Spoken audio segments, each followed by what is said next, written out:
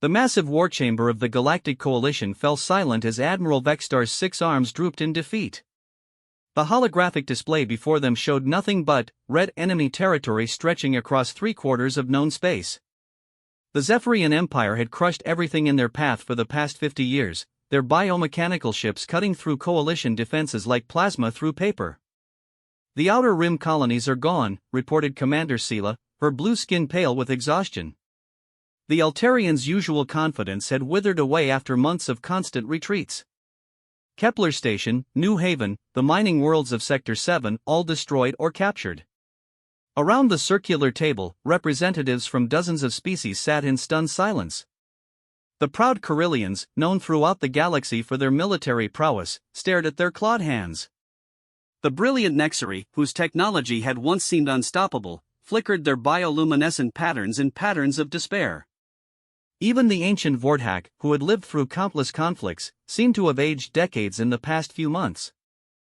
Admiral Vextar's primary eyes focused on the tactical display while his secondary eyes scanned the faces around him. As a member of the hexaspecies, he could process multiple streams of information simultaneously, but, right now, all the data pointed to the same terrible conclusion. "How many ships do we have left?" he asked, though he dreaded the answer. "Operational? Maybe 3,000 across all fleets," Commander Sela replied, her voice barely above a whisper. "The Zephyrians have over 15,000, and their production facilities are still churning out new vessels every day." The Zephyrians were unlike anything the galaxy had ever seen. They appeared 53 years ago from beyond the galactic rim, a species that had somehow merged biology with technology in ways that defied understanding. Their ships weren't built, they were grown.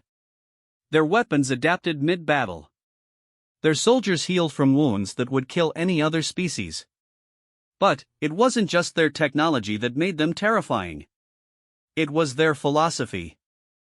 They believed the galaxy was diseased, corrupted by what they called weak flesh and chaotic thought.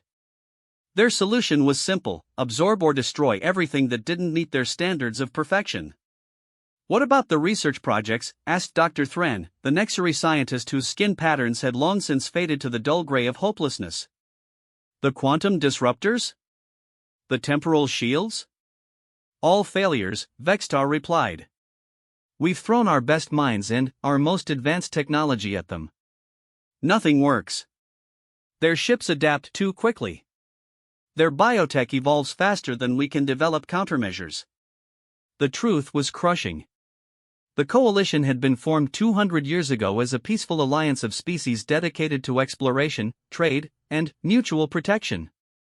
They had faced pirates, natural disasters, and occasional territorial disputes, but nothing like this. Nothing that threatened the very existence of free life in the galaxy. "There has to be something," insisted General Krex, his rocky Corellian features set in grim determination. "Some weapon we haven't tried, some strategy we haven't considered." "We've tried everything," Vextar said, his voice heavy with the weight of command.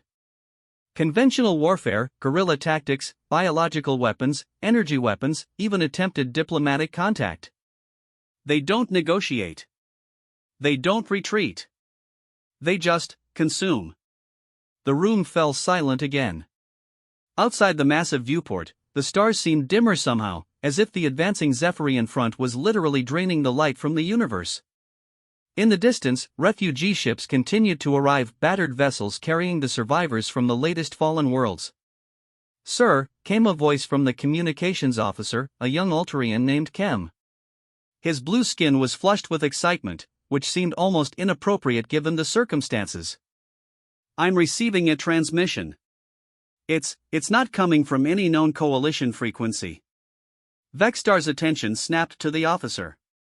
After months of nothing but bad news, any anomaly was worth investigating. "Put it through."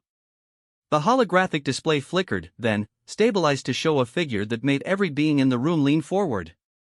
The creature was bipedal, roughly humanoid in shape, but unlike any species in the Coalition database. Its skin was a strange pale color with patches of darker tone, and thin strands of hair covered the top of its head. Most striking were its eyes, small, focused, and burning with an intensity that seemed almost predatory. "Greetings," the figure said in perfectly clear galactic standard, though with an accent none of them could identify. "This is Captain Sarah Chen of the United Earth Defense Force. We've been monitoring your conflict with the Zephyrian Empire. We'd like to help." The silence that followed was deafening. Commander Sela was the first to find her voice. "Earth? I've never heard of that world. What sector are you from?" The human, for that's what Captain Chen had identified herself as during the transmission, smiled in a way that didn't quite reach her eyes. "We're not from any sector you'd know. Our world is about 26,000 light-years from here, in what we call the Orion arm of the galaxy. We've been watching and learning for quite some time." "That's impossible," Dr. Thren interrupted, his patterns flickering with confusion.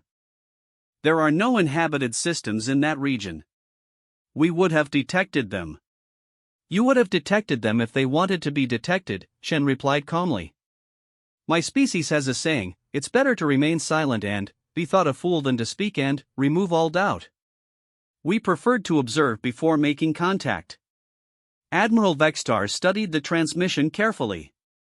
Everything about this situation screamed trap or delusion, but desperation made even the impossible seem worth considering. "You claim you want to help.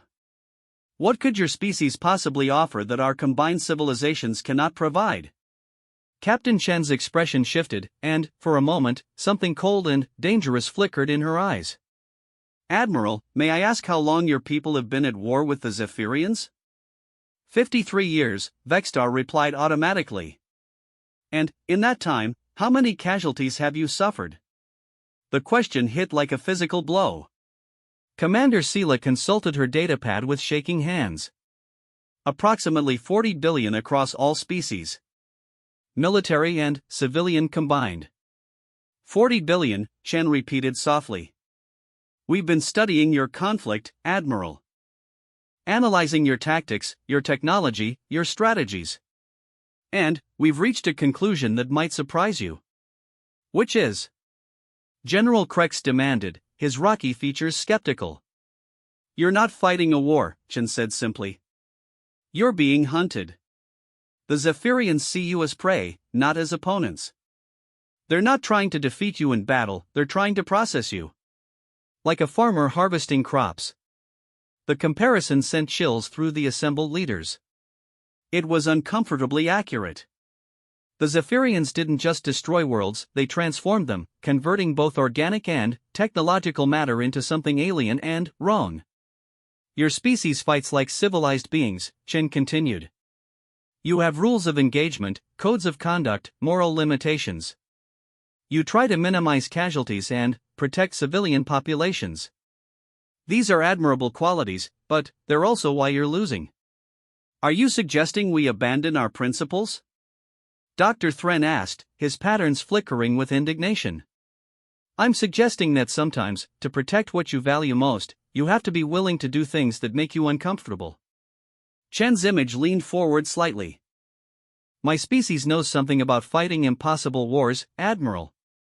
We've been doing it for our entire history. And what makes you think you can succeed where we have failed?" Vextar asked.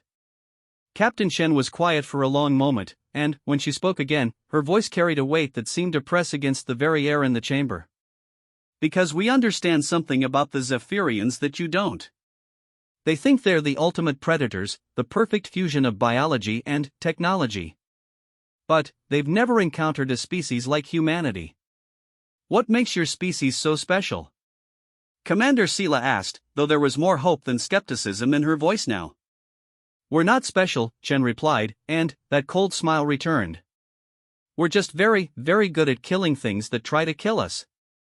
It's what we do best." The transmission flickered slightly, and Chen's expression became businesslike again. "I'm transmitting coordinates for a meeting point in neutral space. If you're interested in hearing what we have to offer, send a diplomatic vessel.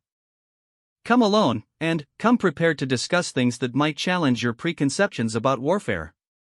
"Wait," Vextar called out as the signal began to fade. "If your people are so confident, why haven't you engaged the Zephyrians already? Why offer to help us instead of handling the threat yourself?" Captain Chen paused, and, for just a moment, something almost sad crossed her features. Because once we start fighting the way we know how to fight, there might not be much left worth saving. This is your galaxy, Admiral. Your people deserve the chance to save it themselves. We're just offering to show you how." The transmission ended, leaving the war chamber in stunned silence.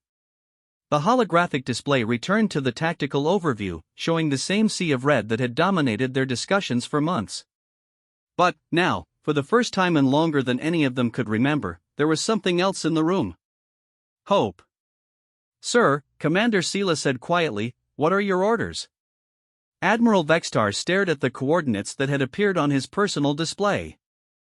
Every rational part of his mind screamed that this was either a trap or the desperate fantasy of a dying alliance. But the alternative was extinction, and the humans, if that's what they really were, had spoken with a confidence that cut through despair like a blade through flesh. "Prepare the diplomatic vessel," he said finally. "And, Commander?" "Yes, sir?" "Make sure our best xenobiologists are aboard. I want to know everything about this species before we meet them." As the chamber began to empty, Admiral Vextar remained at his post, staring out at the stars. Somewhere out there, the Zephyrian fleets continued their relentless advance. And, somewhere else, in a part of the galaxy that the Coalition had never explored, waited a species that claimed to understand war in ways that civilized beings did not. For the first time in months, Vextar allowed himself to wonder if the war might not be over after all. But, as he contemplated the humans' words about fighting in ways that made them uncomfortable, he also began to wonder if victory might come at a price that the Coalition wasn't prepared to pay. The diplomatic vessel Harmony's Edge approached the coordinates in what the star charts labeled as empty space. Admiral Vextar stood on the bridge beside Commander Sela and Dr. Thren, watching as their sensors painted an impossible picture. Where there should have been nothing, a massive structure materialized as they drew closer, a space station unlike anything in Coalition records. "By the 7 moons," whispered Dr. Thren, his bioluminescent patterns cycling through colors of amazement. "It's enormous. How were we unable to detect it until now?" The station was indeed massive, easily dwarfing even the largest Coalition installations. But what made it truly alien was its design. Where Coalition architecture favored flowing organic curves and crystal-based structures, this human construction was angular, practical, and somehow threatening. Dark metal surfaces were broken by geometric patterns that served no obvious aesthetic purpose, and weapon emplacements were visible even to the naked eye. "Sir," called the sensor operator, a nervous young Carillion named Gix. "I'm detecting at least 40 vessels around the station. Design unknown, but they're definitely armed." Vextar studied the display. The human ships were as angular and practical as their station, but there was something else about them that made his combat instincts twitch. They didn't move like Coalition vessels, with their graceful banking turns and energy-efficient trajectories. These ships moved like predators, quick, direct, and always positioned for attack. "Incoming transmission," announced the communications officer. Captain Chen appeared on the main screen, but now she was wearing what was clearly a military uniform. The casual diplomaticism from their first contact was gone, replaced by crisp professionalism. Behind her, Vextar could see other humans moving with purpose and efficiency that spoke of long military experience. "Admiral Vextar, welcome to Firebase Prometheus. Please follow the beacon to Docking Bay 7. Be aware that your vessel will be scanned upon approach." "Scanned for what?" Commander Sela asked. "Zephyrian biotech," Chen replied matter-of-factly. "We've learned not to take chances." The docking process was unlike anything they had experienced. Coalition stations typically used gravity wells and gentle tractor beams to guide vessels to berth. The human station clamped onto their ship with mechanical arms that locked into place with audible clangs. It felt less like docking and more like being captured. As they disembarked, Vextar was struck by the artificial gravity. It was stronger than Coalition standard, and the air carried scents he couldn't identify. The docking bay itself was spotless but purely functional. No decorative elements, no artwork, no attempts to make visitors feel welcome. Just clean metal surfaces, bright lights, and humans in uniform moving with quiet efficiency. Captain Chen met them at the airlock, accompanied by 2 other humans. One was a tall male with graying hair and scars on his hands, introduced as Colonel Martinez. The other was a smaller female with intense eyes and what appeared to be mechanical implants along her temples, identified as Dr. Sarah Kim. Admiral, Chen said, offering a gesture that Dr. Thren's translation software identified as a formal greeting. Thank you for coming. I know this can't have been an easy decision. As they walked through the station's corridors, Vexstar noted details that troubled him. The walls were lined with what were obviously weapon ports, currently closed but clearly ready for use. Every intersection had security checkpoints, though they stood open for now. And the humans they passed, soldiers, technicians, researchers, all moved with an alertness that suggested they were perpetually ready for combat. Your station, Dr. Thren observed, it seems designed for war. It is, Colonel Martinez replied without hesitation. Every human facility is. We learned long ago that peace is a temporary condition. They entered a briefing room that was as Spartan as the rest of the station. A large table surrounded by chairs, wall-mounted displays, and nothing else. No comfort items, no personal touches, no attempts to soften the harsh functionality. Before we begin, Chen said as they took their seats, I need to explain something about my species that might help you understand what we're offering. She activated a wall display that showed what appeared to be a blue and green planet, beautiful and peaceful from space. This is Earth, our homeworld. It looks tranquil, doesn't it? But, for nearly our entire evolutionary history, every single day has been a struggle for survival. The image changed to show various creatures, massive predators with crushing jaws, venomous reptiles, microscopic organisms, and other humans wielding primitive weapons. We evolved alongside apex predators, deadly diseases, extreme weather, and, most dangerously, each other. Unlike most species in your coalition, we didn't achieve spaceflight through gradual technological advancement and peaceful cooperation. Commander Sela leaned forward. How did you achieve it? Warfare, Colonel Martinez said simply. Every major technological breakthrough in human history came from trying to kill each other more efficiently. Metallurgy, chemistry, engineering, computers, energy systems, all of it developed because someone needed a better weapon.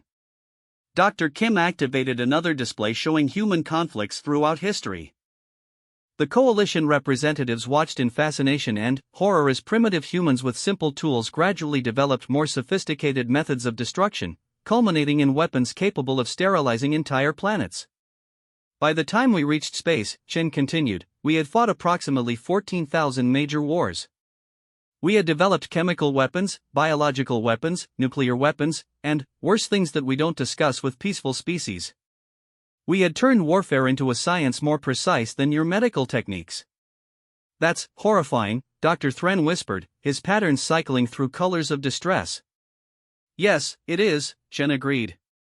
But it's also why we're still alive. You see, Earth wasn't just violent because of us. Our planet tried to kill us on a regular basis. Ice ages, volcanic eruptions, asteroid impacts, plague outbreaks, solar radiation events. We survived because we learned to adapt to threats faster than they could destroy us. Admiral Vexstar was beginning to understand. You're saying your species is naturally suited to this kind of conflict? More than suited, Dr. Kim said. We're designed for it. Physically, mentally, culturally. Take our biology, for example. Most coalition species have specialized organs that make them excellent at specific tasks but vulnerable to damage. Humans have redundant systems. We can function with significant portions of our bodies destroyed or removed. She gestured to her mechanical implants. I lost 40% of my brain tissue in a Zephyrian encounter 2 years ago. In most species, that would mean death. I'm still fully functional. You've engaged the Zephyrians? Commander Sela asked, her voice sharp with interest. Multiple times, Colonel Martinez replied. We've been running reconnaissance and small-scale operations for 18 months. That's how we know your current strategies won't work. He activated a new display showing Zephyrian bioships in combat. The coalition representatives watched their own vessels being torn apart by weapons that adapted in real time, armor that evolved mid-battle, and tactics that shifted faster than their own command structures could respond. The problem, Martinez explained, is that you're fighting them like they're a conventional enemy. You use established military doctrine, predictable formations, and technologies they've already analyzed. They adapt because you give them time to adapt. What would you do differently? Vexstar asked. Everything, Chen replied. Tactics, strategy, technology, and, most importantly, mindset. You fight like you're trying to win a war. We fight like we're trying to exterminate a threat. Dr. Thren's patterns flickered with alarm. Exterminate? That sounds dangerously close to genocide. It is genocide, Dr. Kim said calmly. The Zephyrians have made their intentions clear. They want to absorb or destroy every other form of life in the galaxy. In human terms, that makes them an existential threat. And, we have a very simple policy regarding existential threats. Which is? Commander Sela asked, though her tone suggested she already suspected the answer. Complete elimination, Colonel Martinez stated. No negotiation, no prisoner exchanges, no rules of engagement. When something tries to wipe out humanity, we don't defeat it, we erase it from existence. The room fell silent as the implications sank in. Admiral Vexstar realized he was seeing something that the Coalition had never truly understood, a species that had weaponized survival itself. These humans didn't just fight wars, they fought for the right to continue existing, and they had refined that fight over millions of years. You're talking about becoming monsters, Dr. Thren said quietly. We're talking about becoming effective, Chen corrected. Admiral, how many Coalition worlds have you evacuated in the past year? 17, Vexstar admitted. And, how many of those evacuees are still alive? The question hit like a physical blow. Perhaps 20%. The Zephyrians, they don't just destroy infrastructure. They hunt down civilians. Exactly. Because to them, you're not enemies, you're resources to be processed. They don't want to defeat you, they want to consume you. Chen leaned forward. But, they've never encountered prey that bites back hard enough to hurt them. Dr. Kim activated a final display showing a tactical analysis of Zephyrian behavior patterns. We've identified weaknesses in their adaptive systems. Flaws in their biotechnology. Gaps in their strategic thinking. They're overconfident because they've never faced serious resistance. What kind of resistance are you proposing? Vexstar asked, though part of him feared the answer. First, we help you rebuild your fleets with hybrid human coalition technology, Martinez explained. Ships that don't just fight, they hunt. Weapons that don't just damage, they evolve faster than their defenses can adapt. Tactics that don't just respond to threats, they create them. Second, Chen continued, we teach your commanders to think like predators instead of prey. No more defensive strategies. No more trying to minimize casualties on both sides. No more hoping for diplomatic solutions. And, third? Commander Sela asked. The three humans exchanged looks that spoke of shared knowledge and grim determination. Finally, Chen answered. Third, we introduced them to the concept of total war. Not just military action, but complete systemic warfare. We target their supply lines, their production facilities, their communication networks, their leadership structures, and their civilian populations. We make them understand that continuing to fight means continuing to die. Dr. Thren's patterns had shifted to the deep red of horror. You're talking about war crimes. About abandoning everything that separates civilized beings from savage animals. We're talking about survival, Dr. Kim replied. Doctor, in the past 50 years, how many Zephyrian civilians have you encountered? What do you mean? Non-combatant Zephyrians. Ones who aren't part of their military or their expansion efforts. Dr. Thren considered this. None. All Zephyrian contacts have been military in nature. Because they don't have civilians, Martinez said. Their entire species is militarized. Every Zephyrian is a soldier, a weapon, or a tool of expansion. They chose to become a species of monsters. We're offering to teach you how to fight monsters. Admiral Vextar stared at the tactical displays, processing everything he had heard. The human approach violated every principle of coalition military doctrine. It went against centuries of civilized warfare and diplomatic tradition. It would transform them into something their own people might not recognize. But it might also save them.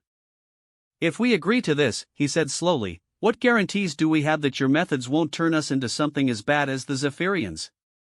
Captain Chen smiled, and this time it reached her eyes. But there was something sad in that expression, something that spoke of prices already paid. You don't become like them, Admiral. You become like us. And, after this war is over, you'll have to live with what you've done and who you've become. That's the price of survival. We've been paying it for millions of years. She stood up, her posture military straight. Take time to consider our offer. But don't take too long. Our scouts report that the Zephyrians are massing for a major offensive. If you're going to learn to hunt, you need to start before they finish turning you into prey. As the coalition delegation was escorted back to their ship, Vextar couldn't shake the feeling that they stood at a crossroads not just of strategy, but of species identity. The humans offered victory, but victory through methods that would fundamentally change what it meant to be part of the coalition. The question wasn't whether they could afford to accept the human offer. The question was whether they could afford not to. The Coalition Council chamber had never seen such heated debate. For 3 days, representatives from 47 species had argued, pleaded, and demanded answers about the human proposal. The chamber's traditional atmosphere of dignified discourse had given way to something approaching chaos. Admiral Vextar stood at the central podium, his 6 arms spread in a gesture of calm authority, but his primary eyes showed the strain of the ongoing discussions. Around the circular amphitheater, species leaders displayed their emotions in ways both subtle and obvious, flashing bioluminescent patterns, shifting postures, released pheromones that the air filtration system struggled to process. The proposal is insane, declared Chancellor Morix, the Vortak representative. His ancient, crystalline form pulsed with deep purple energy that indicated profound disturbance. These humans ask us to abandon everything we've built, everything we believe in, for the promise of military victory. They ask us to survive, countered General Krex, his rocky Carillion features set in grim determination. While we debate philosophy, the Zephyrians advance. 3 more systems fell while we've been talking. Dr. Thren, still recovering from the shock of what he'd seen on the human station, activated his translation implant. The ethical implications alone should give us pause. What they're proposing isn't warfare, it's systematic extermination. How do we justify becoming genocidal killers? How do we justify extinction? Shot back Commander Sela, her blue skin flushed with frustration. Because that's the alternative. Total extinction of every free species in the galaxy. The debate might have continued indefinitely, but it was interrupted by an urgent alert from the communications center. The massive wall displays activated, showing Admiral Kess, the Coalition's frontier commander, transmitting from the border sectors. His usually immaculate uniform was torn and burned, and his left secondary arm hung useless at his side. Council, this is Admiral Kess reporting from what remains of the Titan defense line. The Zephyrians have broken through. They're not just advancing, they're accelerating. New ship types, unknown biotechnology, adaptive weapons we've never seen before. The chamber fell silent as battle footage began streaming across the displays. Coalition vessels, including the newest dreadnoughts, were being torn apart by Zephyrian forces that seemed to have evolved overnight. Biomechanical tentacles wrapped around ships and crushed them like insects. Energy weapons that changed frequency mid-fire cut through shields that should have been impenetrable. They've learned, Kess continued, his voice hollow with exhaustion. Every engagement, every strategy we've used, they've adapted to all of it. Our weapons are useless. Our tactics are obsolete. I estimate 4 days before they reach the inner colonies. Chancellor Morix's crystalline form flickered with deep concern. Admiral Kess, what are your casualty reports? 70% of the defense fleet is gone. The survivors are scattered across 12 systems. We're implementing full evacuation protocols, but. His image wavered as explosions lit up the space behind him. There's nowhere left to run to. The transmission cut to static, leaving the chamber in stunned silence. 4 days. After 50 years of gradual retreat, it was coming down to 4 days before the Zephyrians reached the Coalition's core worlds. Admiral Vextar looked around the chamber, seeing the same realization in every face. The time for debate had ended. Council, he said formally, I call for an emergency vote. All in favor of accepting the Human Alliance proposal, indicate now. The vote was nearly unanimous. Only Chancellor Morix and 2 other representatives abstained, and even they didn't vote against the measure. Desperation had finally overcome philosophical objections. Within hours, the fastest coalition ships were racing toward Firebase Prometheus carrying authorization for full military cooperation. Admiral Vextar himself led the delegation, accompanied by the coalition's best tactical officers, engineers, and xenobiologists. When they arrived at the human station, they found it transformed. Where before it had seemed imposing but static, now it hummed with activity. Ships moved in constant streams, carrying personnel and equipment. The station itself seemed to have grown, with new sections under rapid construction. Captain Chen met them at the docking bay, but she was no longer alone. Behind her stood dozens of humans in military uniforms, each carrying the bearing of experienced combat veterans. Many bore visible scars, mechanical implants, or other signs of wounds sustained in battle. Admiral, Chen said, her greeting crisp and professional. We've been monitoring coalition communications. 4 days isn't much time, but it's enough if we move fast. As they walked through the station's corridors, Vextar saw changes that made him understand just how seriously the humans were taking this alliance. The walls now displayed tactical information in multiple languages, including Coalition Standard. Human and alien technicians worked side by side on projects he couldn't identify. And, everywhere, there was a sense of urgent purpose that reminded him of his own species' war rooms. In the main operations center, a massive holographic display showed the entire galactic situation in real time. Red markers indicated Zephyrian positions, blue showed coalition forces, and green represented human assets. Vextar was shocked to see how many green markers there were, far more than he had expected. Colonel Martinez will be handling tactical integration, Chen explained as they approached the central command platform. Dr. Kim is overseeing technology transfers. And, this is Fleet Admiral Jackson, overall commander of human forces in this sector. Fleet Admiral Jackson was an older human with gray hair and eyes that seemed to take in everything simultaneously. When he spoke, his voice carried the authority of someone accustomed to making decisions that affected millions of lives. Admiral Vextar, we don't have time for gradual integration. We're going to have to throw you into the deep end and hope you learn to swim quickly. He gestured to the tactical display. The Zephyrians are moving faster than we anticipated. Our intelligence suggests they're planning something big, not just an offensive, but a final push to eliminate organized resistance. What do you need from us? Vextar asked, trying to process the overwhelming amount of information flowing around him. Everything, Jackson replied. Personnel, ships, production facilities, and, most importantly, trust. What we're about to attempt has never been done before: rapid military integration between species with completely different approaches to warfare. Dr. Kim stepped forward, her mechanical implants gleaming under the bright lights. We've prepared equipment packages for immediate deployment. Weapon systems that interface with coalition technology, tactical computers loaded with human strategic databases, and enhanced communication systems for coordinated operations. But, the real changes, Colonel Martinez added, are going to be in doctrine and mindset. Your crews need to learn to think like hunters, not defenders. It's going to be difficult and uncomfortable. Over the next 18 hours, Admiral Vextar watched his people undergo a transformation unlike anything he had imagined possible. Coalition officers sat beside human instructors, learning tactics that violated every principle they had been taught. Engineers worked frantically to integrate alien weapon systems with familiar ship designs. Medical officers studied human combat medicine, learning techniques for treating wounds that their species had never imagined surviving. The changes weren't just technical.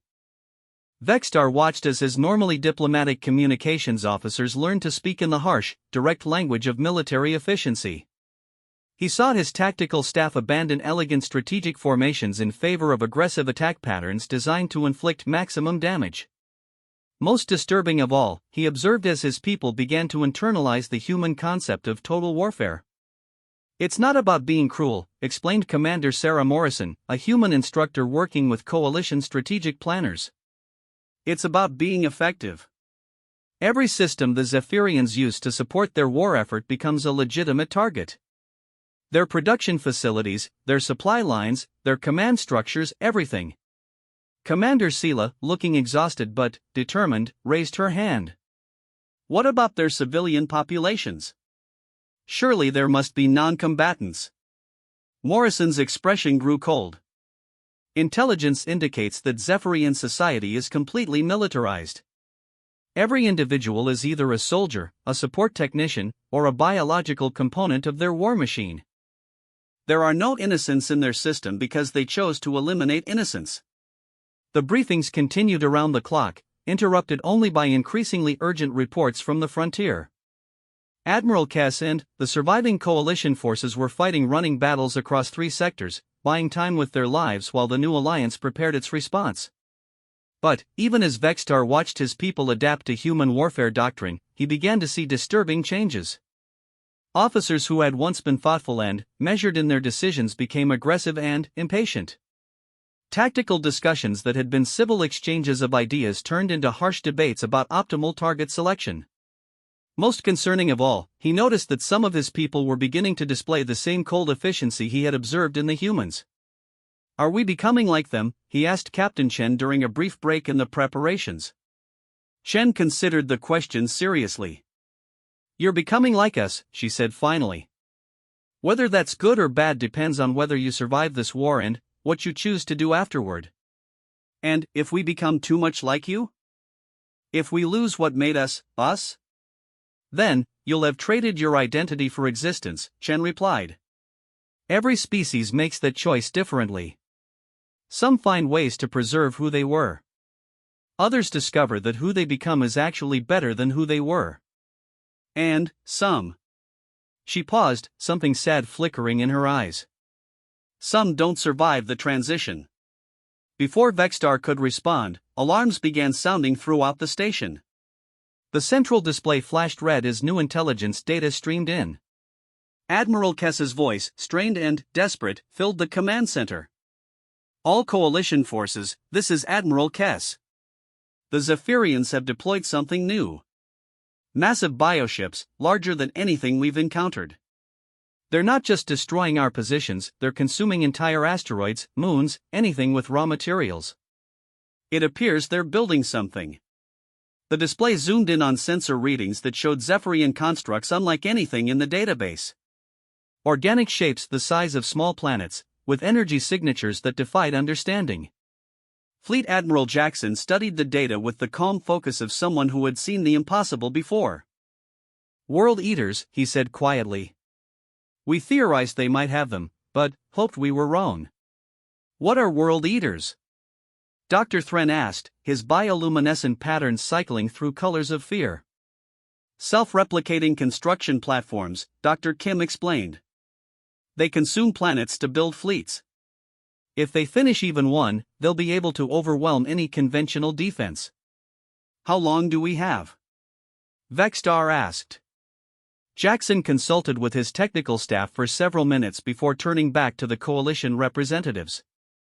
"Based on current consumption rates, they'll complete the first unit in approximately 60 hours. Once it's operational, it can produce a full fleet every 10 days. The implications hit like a physical blow. Even if the coalition and humans managed to work together perfectly, they couldn't hope to match production on that scale." "So what do we do?" Commander Sela asked. Captain Chen smiled, and this time the expression was purely predatory. "We do what humans do best. We hunt the biggest, most dangerous predator we can find, and we kill it before it can kill us." She turned to the tactical display and began highlighting targets with quick, efficient movements. Admiral Vexstar, how many ships can your people have ready for combat operations in 48 hours? Maybe 800, if we strip every non-essential system and crew. Good enough. Admiral Jackson, what's our available force strength? 1,200 ships, plus support craft. Not enough for a conventional assault, but possibly enough for what I think you have in mind. Chen nodded and activated the station's general communications system. Her voice carried to every human and coalition facility in the sector. All units, this is Captain Chen. We are moving to Phase 2 immediately. Target designation, Zephyrian World Eater Construction Site. Mission parameters, total destruction of enemy construction capabilities through coordinated strike operations. This is not a test. This is the beginning of the real war. As the coalition forces began final preparations for what could be the most desperate gamble in galactic history, Admiral Vexstar realized that the transformation was complete. His people were no longer the diplomatic, peaceful civilization they had been just days before. They had become something harder, more focused, and infinitely more dangerous. Whether they could still be called the same species when this was over remained to be seen. But, for the first time since the war began, they had a real chance of there being an after to worry about.